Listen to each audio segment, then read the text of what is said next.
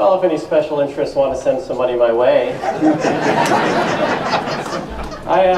The special interest money that I've received is from individuals, concerned citizens, concerned businesses. I don't have any big organizations backing me or big developers or that type of thing. And also I'm supported by members of every organization that's put on this event. I've got members from the neighborhood councils who are supporting me. There's members from the chamber that are supporting me. I have firefighters as individuals who are supporting me, and police officers and teachers and principals. So, my goal was to build a coalition of people in the neighborhoods who had problems with how the city is being run and have concerns and want to see improvements. And what that required, it doesn't require any type of special interest organization money to do that. It just requires people who believe in you and think you can make a difference. And so that's the special interest money that I'm receiving. Finally, Mr. Blumenthal. Ask about your political support, who's supporting you. I'm very proud that I have such strong support across the board. When you look at the mayoral candidates, both Wendy Gruhl, Eric Garcetti, they agree on one thing: they're both supporting me. When you look at our Congress members, Henry Waxman, Howard Berman, they're both supporting me. Our supervisor, Zev Yaroslavsky, he's supporting me. Republicans, all the neighboring council members, Mitch Englander to our north, Republican Cameron Smythe, former assembly member, as well as all the Paul Krikorian, Paul Koretz, the council president, Herb Wesson. There's a reason why all of these folks are supporting me. It's because I've delivered and they know that I can do the job. Yes, they talk about special interest money. What you're talking about is, teachers get together and they've supported me. Firefighters have gotten together and formally supported me. Police have gotten together and formally supported me. Yes, I have support from those groups. I also have more support from corporations than anyone here. And the business groups have all supported me that have moved forward on this. So the support is across the board, and I'm not ashamed of that. I am proud of that. I've earned that support because I've worked hard for this community and I've delivered for this community. You have David Fleming, you've got people on the right side of the spectrum, on the left side of the spectrum. They all support me not because I always agree with them, because by definition I've got such a wide group of support. I'm never going to be able to agree with all these folks, but because they know that I put my head down and I work hard and I've gotten the job done. But could it also be that could it also be involved that they're in bed with special interests too? You guys are all sleeping together. That's why. Everybody's in bed with special interests. All the people out in this audience who supported me. Anheuser-Busch, how does that benefit the community of CD3? Anheuser-Busch is one of the larger employers that we have. They have a facility right there on Van Nuys Boulevard. Many people are employed in this district. Is that CD3? How does that benefit? It's the West San Fernando Valley, and a lot of people are employed by it. How does that benefit CD3? It doesn't. They provide a lot of jobs for our community. It doesn't. But the point is, them supporting me is not benefiting or hurting CD3. The point is, they're supporting me because I've worked on issues and they've seen me deliver and for business, for bringing jobs to this area time and time again. So I have a lot of support from the business community. It doesn't benefit CD3. Let's just stay focused on our district here. Am I in bed with the unions or the business or the environmental groups? Because how can you be in bed with all of them? You are. Thank you. We're going to I don't know. It's hard work. Last round. This goes to Ms. Badger. Hang on. Ms. Prescott's going to get the final word on this. Well, Elizabeth, you made a very good point. I'm going to follow up on it and say, if I invite everyone to take a look at Mr. Blumenfield's financial reports. They're all online because he talked about all these elected officials supporting him. Well, if you take a look at those financial reports, here's what you're going to find. He's given them all money when they ran for election. That's right. And you'll see page after page of his contributions, maximum state allowed contributions of $3,900 to virtually every assemblyman you can possibly think of, every state senator, member of Congress. By the same token, by the same token, if you look at his report now, you'll see those contributions coming back. So now they're giving him maximum contributions. Never given a dime to Zev Yaroslavsky, never given a dime to Henry Waxman. I've given support to a lot of folks throughout the state who are suffering and having difficult races who I wanted to get elected because I believed in their vision, but those aren't the people who supported me. Well, thank you very much. It's actually the exact opposite. We're going to move on to the next question. Thanks, everybody. Okay, the next series of questions are going to be on the issue of quality of life. A number of you have had experiences serving on neighborhood councils, that is those of you who are in front of us here, or are currently serving on neighborhood council. Given the state of politics in the city of Los Angeles, what needs to happen with neighborhood councils to be more effective and bring needed services to the district? In this instance, we will start with Ms. Badger. The neighborhood councils are great entities in this community. Their goal is to promote citizen participation in government, and they have been very responsible to our communities. We need to make them more valuable in our community. These are people, volunteers, elected volunteers, who's given their time, talents, and treasures to uplift the lives of us. So we need to give them more power. We need to empower them more and have them have more direct access to City Hall. That would be my advocation for neighborhood councils. And I appreciate the neighborhood councils. Thank you. Scott. Well, I am the chair of the Woodland Hills Warner Center Neighborhood Council, where it's one of the largest neighborhood councils in the city. We have 44 positions available, and they're all elected positions. Your neighbors could be on the neighborhood council.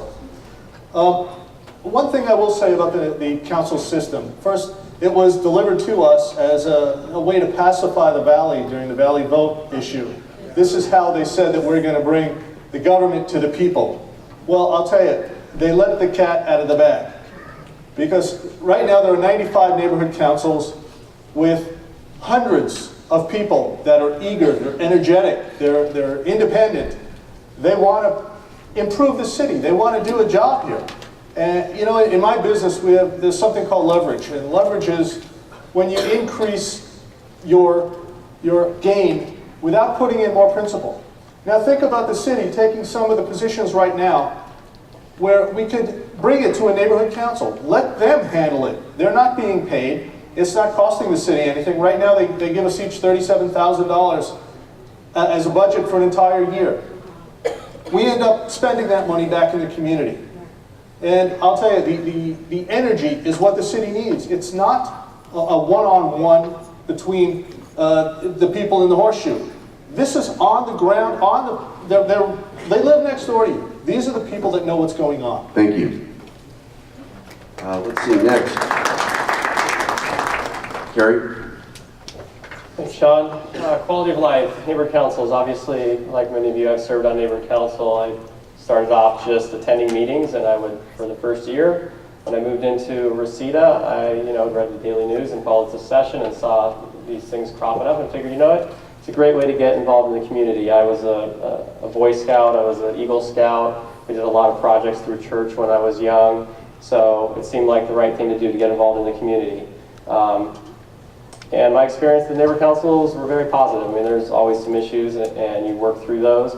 But the focus, I always said, should be, instead of debating all the individual issues that come up, let's spend as much time in the community as we can, coming up with projects and furthering those in the community. As the councilman, I would, obviously encourage the growth of neighborhood councils and give them more access to my office. I would make sure to have monthly meetings with a representative from the neighborhood councils, whether it's a group or individually, to find out what their communities are doing.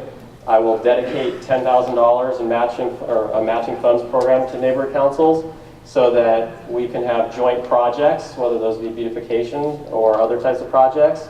That will come from discretionary funds, and I will be a strong voice advocating for neighborhood councils. Thank you, Sean. Thank you. Thank you. Okay. Next, Bob Bloomington. I share with all the candidates a great respect and admiration for neighborhood councils and would pledge to work very closely with neighborhood councils moving forward. As an assembly member, even though the neighborhood councils were designed to advise the city council, particularly on development issues, but as an assembly member, I've taken it upon myself to always send a staff member to every neighborhood council meeting, to attend neighborhood council meetings myself as an assembly member, to reach out and partner with neighborhood councils, even though I was dealing with state issues. For example, when I passed the bill, was focusing on mobile billboards to get rid of those god-awful mobile billboards in our communities. I went and recruited the neighborhood councils and worked with the neighborhood councils to build a groundswell to make that happen. When I'm working now on a state bill to try to prevent the city from sticking it to homeowners on sidewalk repair, I'm going to the neighborhood councils and creating a groundswell for that. The neighborhood councils are great for so many reasons, you know, especially for advising council members on development issues, but also for so many more things. And as I mentioned, I've had great experiences working with the councils as an assembly member. Thank you. Oh, I just lost my place. I'm right here. Okay, next, Joyce Pearson. Okay, neighborhood councils mean a great deal to me. I ran for Valley secession because I thought the Valley would be better off on its own. And I've had many people tell me that they wished they had voted for secession because they know they're not better off today than they were 10 years ago. And I understand that. But if we didn't win, if you can't beat them, we're going to do what? We're going to join them. And that's what I proposed to do. And the first thing I did was go and run for on the board of directors of the Woodland Hills Warren Center Neighborhood Council. And when they swore us in, they then made me chair. And so I was chair on the first day I actually went there and stayed for approximately 3.5 terms. It's hard to say because sometimes Doug kept us in extended terms. And I am now chair emeritus. We had an extremely successful neighborhood council because we believed in outreach. Every council member makes their own decision as to what they will do to interact with their neighborhood councils. Neighborhood councils are a powerful tool that can bring our communities together if the council member wants to take the time to invest in the different neighborhood councils. We have 5. I've been to all of them. I know what they're trying to do. I know where they're trying to go. I would propose a retreat for each one with the community invited so that we have direction and focus as to where each of the neighborhoods sees their strength is where they want to go and their weaknesses as to what they want to improve. There is so much a council member can do to actually give support, whether it's just mailing out information to all of you, that I believe it's vital that we take those neighborhood councils and we nurture them, because from there, that is where you will be getting your next council members Thank for you. the future. Thank you. Mr. President. Well, I don't disagree with any of my neighborhood council colleagues here, but I've adopted a proposal originally made to me by a fellow by the name of Ron Kay. I don't know if that rings a bell. And he suggested, why not adopt all of them?